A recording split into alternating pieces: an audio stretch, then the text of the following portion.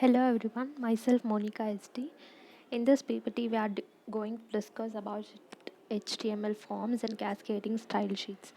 As we are, as we can already see in this slide, HTML is the structural layer, whereas the CSS is the presentational layer. How we design the HTML is the outline, whereas the CSS is the presentational, how we present it to the users. And HTML form, there are several number of elements. For example, as you can see in this slide, there is there are text fields, there are buttons, and there are also check boxes, text areas, and so on. In today's slide, we are discussing all about this. So going to the next slide. So what exactly is the HTML forms? HTML forms are required when we want to collect some information from the visitor. So for example, the user is the we are collecting the information from the user wants to give his information. For example, last name, first name, middle name, and also what is the gender uh, the user, and if any feedback wants to be given by him, he can give, and through the text area. And and there are also radio buttons. For example, it is the gender, um, and also the check boxes are the multiple selectors. So for example, the user registration and the login forms, uh, student registrations, and collecting information such as name, email address, credit card number, and also the password. The form will take input from the user side, and then it will post back to the backend application such as GSI, ASI script, PHP script. The backend application will perform required processing on the passed data based on defined business logic inside the application. So it is used to collect the information from the user, and then the data is processed with the help of any backend languages which we are using, such as PHP. That's what they have given here. The user has to give the information, and the data is processed behind backend, and then with the help of any language called as PHP, ASI script, GSI, etc. So the input in the form of text, numbers, selection, submit, and also submit the data, serving server for processing. And there are number of elements, and some of the elements of forms are text field, text area field, drop down menu, radio buttons, check boxes. And syntax for the HTML forms are, as we can see in the slide, the form action, script URL. The method is get and post. The method, there are two types, get and post. Form elements like input, text areas, or we can also give the radio buttons, or we can also give the drop down menu. So this is the basic syntax in the HTML forms. And moving on, there are three types of text input used on forms. The first one is a single line text input control. Single line text input control, which is also called as the text box, where we can give the first name and the last name only, uh, where we can give single line input. It is but we can only give us this many number of character, and we can only you know we can only provide these many number of characters or length of the characters for such uh, specific alphabets, that's called as the single line or the text box. uh, and next one is the password input control. So in password input control, the character is not visible to everyone. It shows some special characters, such as we can see, while we are entering the password, it shows special character asterisk. It is not visible for everyone. If you want to view it, there is the symbol called as uh, hi, where we click on it, we can view it. So that's the password input control. This is also a single line text, but it masks up the character as soon as a user enters it, because it should not be visible to everyone. So it is created using HTML input tag. And next one is the multiple line text input control. It is used when the user is required to give in details that may be longer than a single user. So which means a text area where we can give the description or suggestions. We can see in the Google, or not in Google form, we can see in the login forms or the registration, they will ask about whether you have to give any suggestions. But yeah, you know, so that type of multi-line input, it's called as the uh, text area, where we can where there is a particular or the specific rows and columns for to enter the text. And next is the single going on moving on, where we'll discuss in detail about single line text control. This control is used for items. See, as we can see in the syntax or in the diagram, the simple HTML files form. First is the first name and next is the last name. First name and next the input type. Input type is the text. Okay, and for some character, to enter some character, and name is the first name. First name is the grouping of the character, grouping of the name. Okay, and next comes the last name. Input type, it is also input type is also text, because it is for some specific character. Name can be only for some specific character. All right.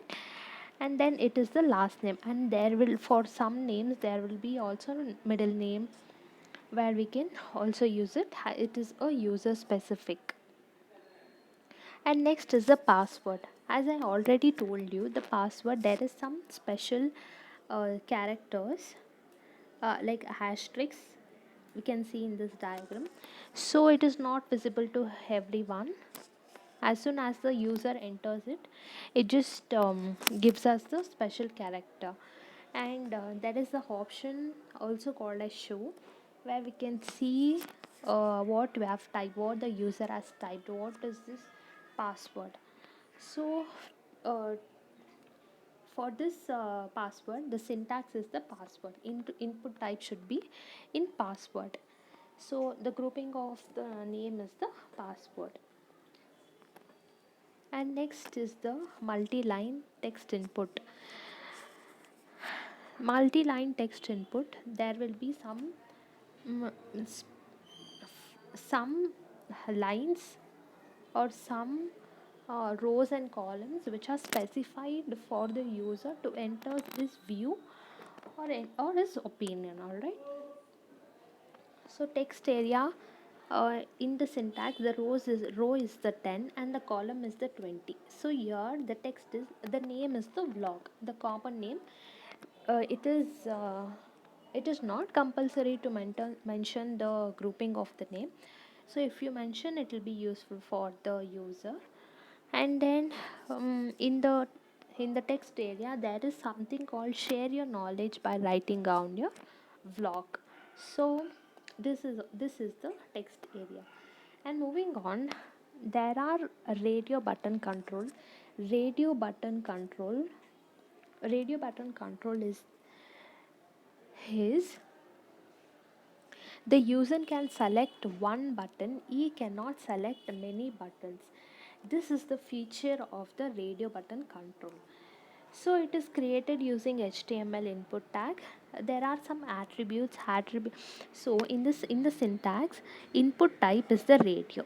Radio in the sense there should be only one option to be selected, and the name is the subject. The common name for all the this physics, chemistry and maths is the subject.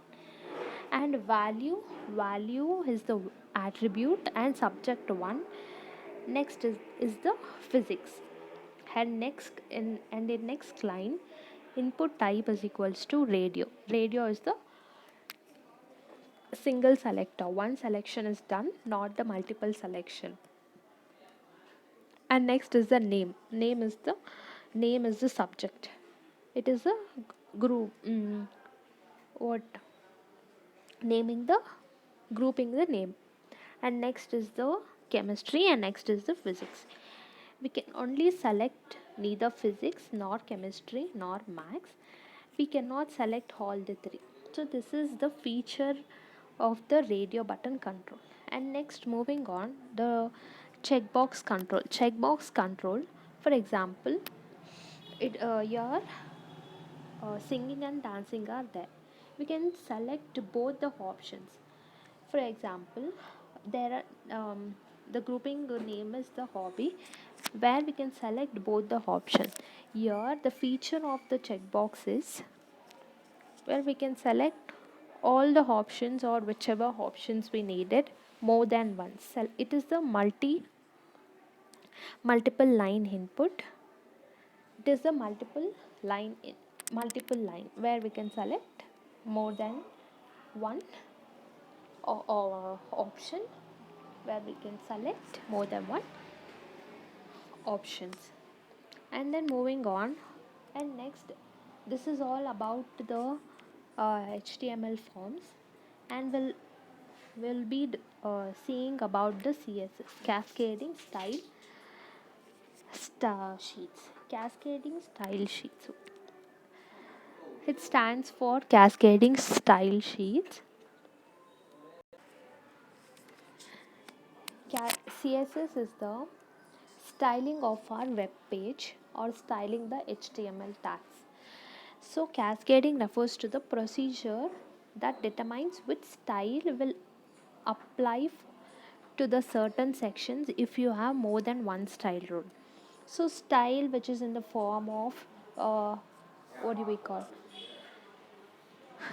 what kind of format should be specified, what is the color, what is the margin, what is the font size, the header, the footer, and also the headings, what are the headings should be there, and paragraphs and headings. Sheets in the form of sheets like templates or the set of rules determining how website will look.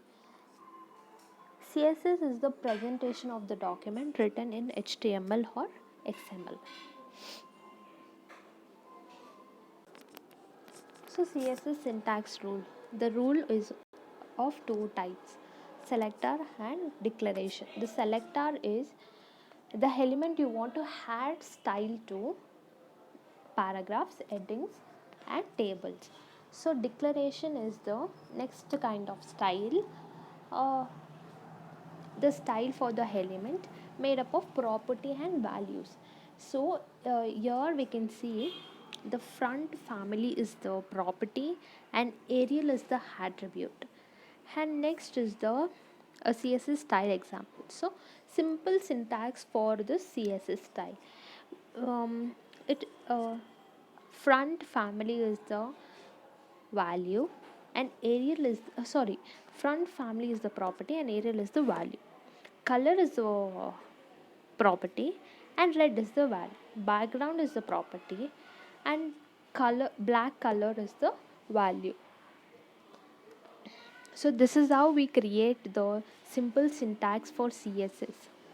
So CSS, as I already mentioned, it is the representation of the HTML. It is how we represent and designing of the HTML tags.